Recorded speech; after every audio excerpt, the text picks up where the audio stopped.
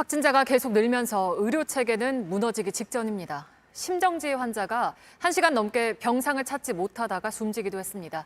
취재 기자 연결해서 들어보죠. 박민규 기자, 정확히 어떤 일이 있었습니까? 네, 지난 화요일이었습니다. 오전 11시 40분쯤 이곳 국립의료원에 43살 남성 환자가 심정지 상태로 이송됐습니다. 여러 처치를 했지만 숨졌는데요. 문제는 119 신고부터 이곳 의료원 도착까지 1시간 반이라는 시간이 걸렸다는 점입니다. 현장에 출동한 구급대가 서울뿐 아니라 경기도까지 20곳 넘는 병원에 환자를 보낼 수 있느냐고 물었는데 안 된다는 답만 들었습니다. 네, 그렇게 늦어진 이유가 있습니까?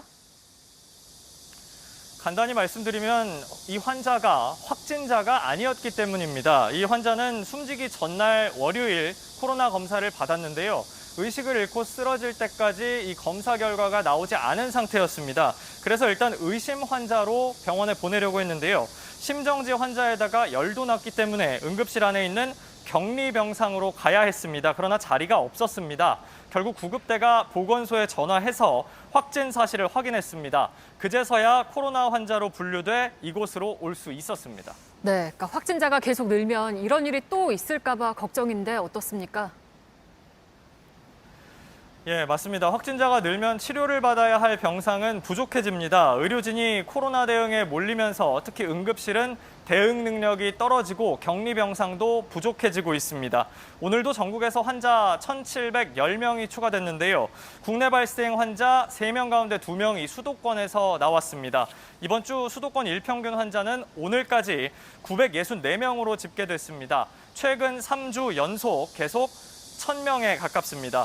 병상 부족 우려는 비수도권에서 주로 나왔지만 수도권 확산도 여전한 겁니다. 네, 그래서 정부는 병상을 계속 늘리겠다고 하지만 현장에서는 어떻게 받아들이고 있습니까? 네, 수도권에 6,200개, 비수도권 1,800개 이렇게 해서 전국에 8,000개 병상을 더 늘리겠다는 게 정부 계획입니다. 그러나 전해드린 심정지 환자 사례만 봐도요. 이 숫자만 믿고 안심하기는 어려워 보입니다. 의료 현장에서는요. 실제 쓸 수 있는 병상 수가 발표되는 것보다 적다. 확보해둔 병상을 쓰려면 준비에만 2, 3일이 걸린다. 이런 말이 나옵니다.